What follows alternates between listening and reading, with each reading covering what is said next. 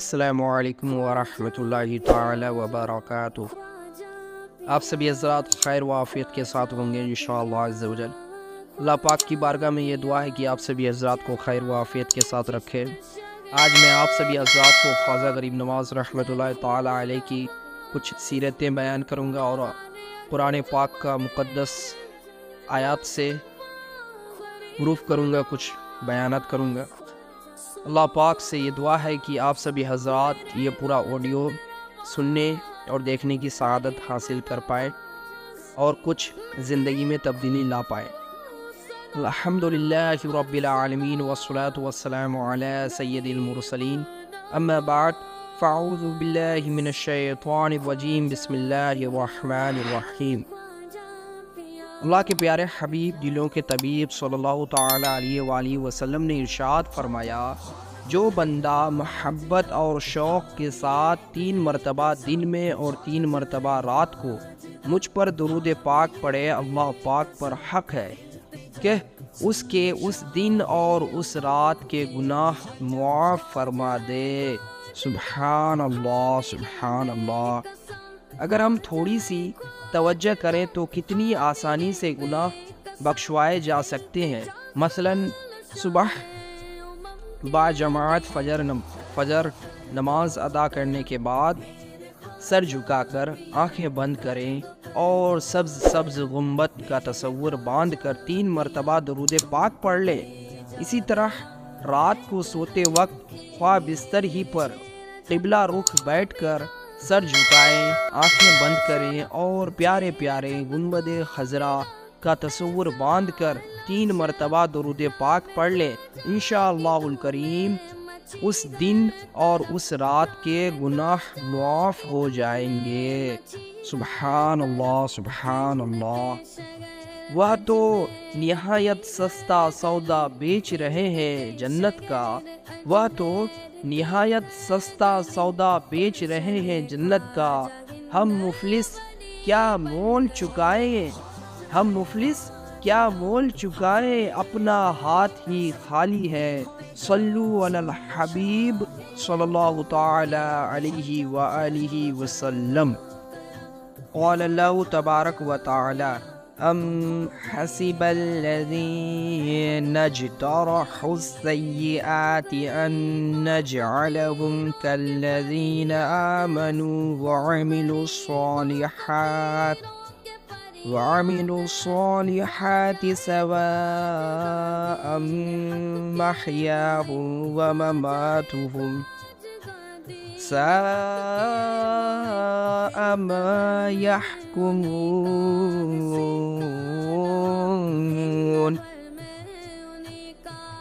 کیا جن لوگوں نے برائیوں کا ارتکاب کیا وہ یہ سمجھتے ہیں کہ ہم انہیں ان جیسا کر دیں گے جو ایمان لائے اور انہوں نے اچھے کام کیے، کیا ان کی زندگی اور موت برابر ہوگی؟ وہ کیا ہی برا حکم لگاتے ہیں۔ صدق اللہ العظیم وصدق رسولہ النبی الکریم صلی اللہ تعالی علیہ وآلہ وسلم۔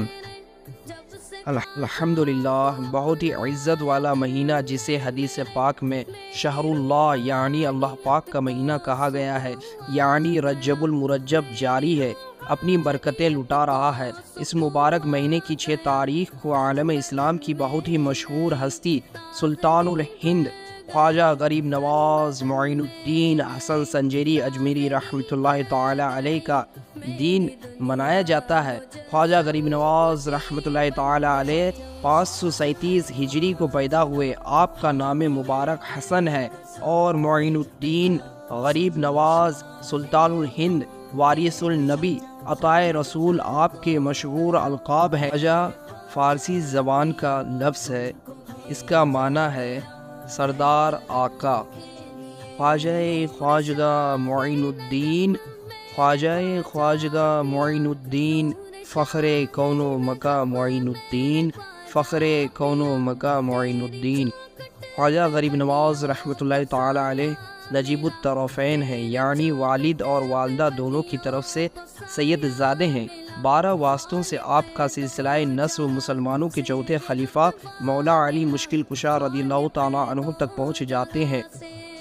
چراغ انجمن اولیاء غریب نواز، چراغ انجمن اولیاء غریب نواز، امین سطوت خیبر کشا غریب نواز، امین سطوت خیبر کشا غریب نواز، قل حدیقہ حسنین، قل حدیقہ حسنین، نور چشم علی، نور چشم علی، فدائے سیرت خیر الورا، فدائے سیرت خیر الورا، غریب نواز، غریب نواز، غریب نواز۔ اے خواجہ غریب نواز رحمۃ اللہ تعالی علیہ، آپ اولیاء کرام کی محفل کے چراغ ہیں۔ آپ خیبر فتح کرنے والے مولا کائنات مولا علی رضی اللہ تعالی عنہ کی شجاعت کے امین ہیں۔ آپ امام حسن و امام حسین رضی اللہ تعالی عنہما کے باغ کا پھول، حضرت علی رضی اللہ تعالی عنہ کی آنکھ کا تارا ہے، اور مصطفیٰ جان رحمت صلی اللہ تعالی علیہ وآلہ وسلم کی سنتوں کے شیدائی ہیں۔ خواجہ غریب نواز رحمۃ اللہ تعالی علیہ 96 سال دنیا میں تشریف فرما رہے۔ 6 رجب المرجب 633 ہجری بروز پیر شریف آپ نے وصال فرمایا۔ آپ کا مزار مبارک ہند کے مشہور شہر اجمیر صوبہ راجستھان میں ہے۔ خواجہ ہند و دربار ہے اعلیٰ تیرا، خواجہ ہند و دربار ہے اعلیٰ تیرا، کبھی محروم نہیں مانگنے والا تیرا، کبھی محروم نہیں مانگنے والا تیرا۔ پھر مجھے اپنا در پاک دکھا دے پیارے، پھر مجھے اپنا در پاک دکھا دے پیارے، آنکھیں پر نور ہو پھر دیکھ کر جلوہ تیرا، آنکھیں پر نور ہو پھر دیکھ کر جلوہ تیرا۔ ہم نے بیان کی ابتدا میں پارہ 25 سورۃ الجاثیہ کی آیت نمبر 21 سننے کی سعادت حاصل کی۔ آئیے اس آیت کریمہ کی روشنی میں حضور خواجہ غریب نواز رحمۃ اللہ تعالی علیہ کی شان و عظمت سمجھنے کی کوشش کرتے ہیں۔ اللہ پاک نے فرمایا ام حسیب، کیا وہ یہ سمجھتے ہیں، کون سمجھتے ہیں؟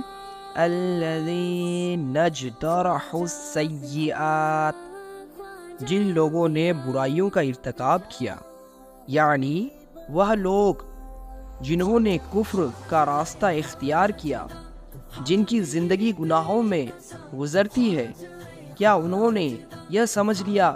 کیا سمجھ لیا؟ فرمایا ان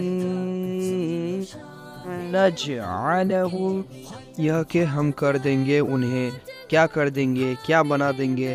کالذین آمنوا وعملوا الصالحات، ان لوگوں جیسا جو ایمان لائے اور انہوں نے عمل کیے اچھے، یعنی ایک طرف ہے غیر مسلم، دوسری طرف ہے مسلمان، ایک طرف ہے گناہ گار، دوسری طرف ہے نیک بندہ۔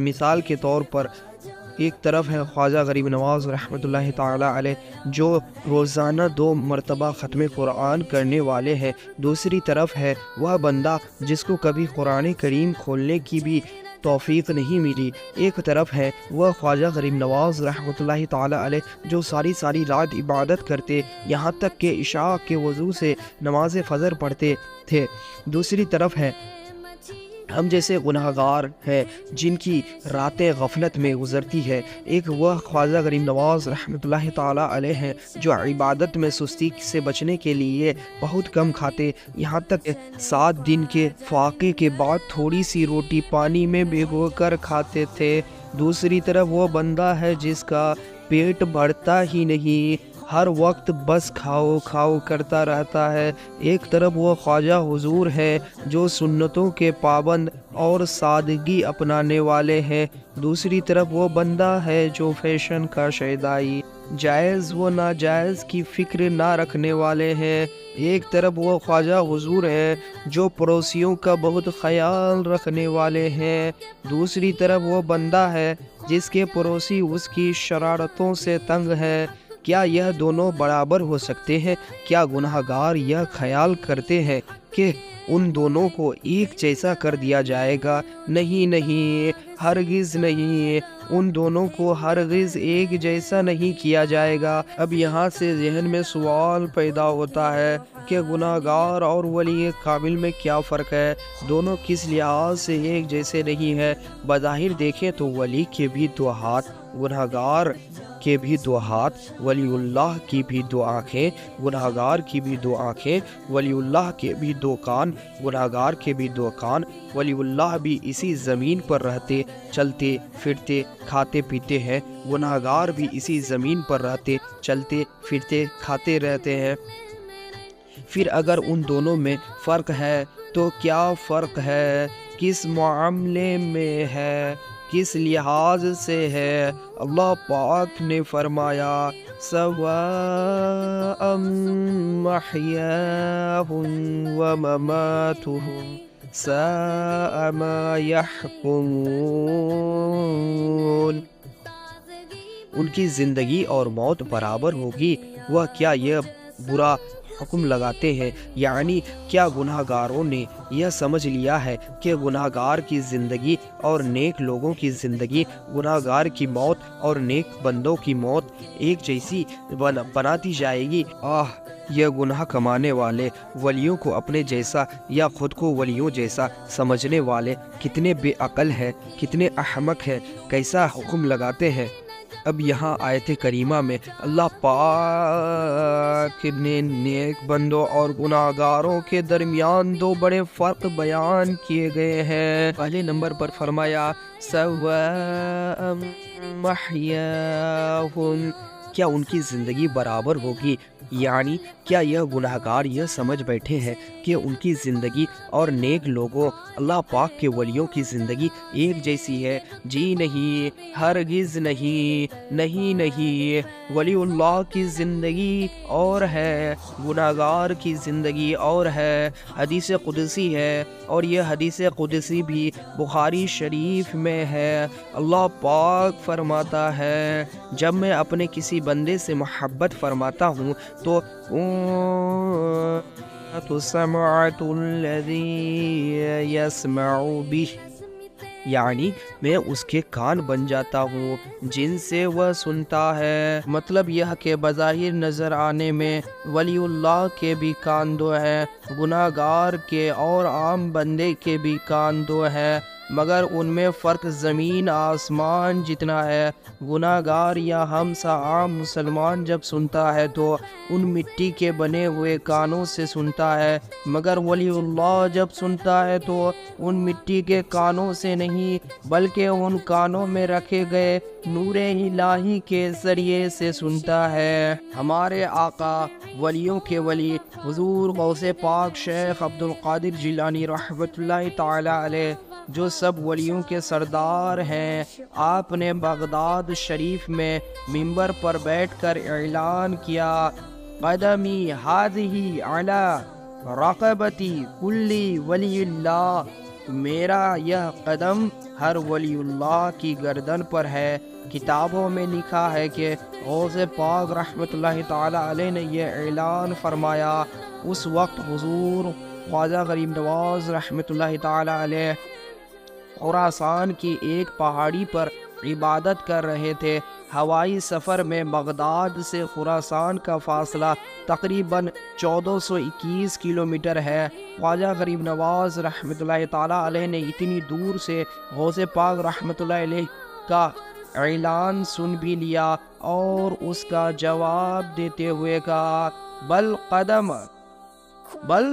قدمک علی رأسی وعینی، بلکہ آپ کے قدم میرے سر اور آنکھوں پر ہیں۔ اللہ اللہ، یہ ہے ایک ولی اللہ کی اور عام مسلمان بندے کی زندگی کا فرق۔ عام مسلمان کو چند میٹر دور کی آواز بھی صاف سنائی نہیں دیتی، اور ولی اللہ پاک کی عطا سے سینکڑوں کلومیٹر دور بھی سن لیتے ہیں۔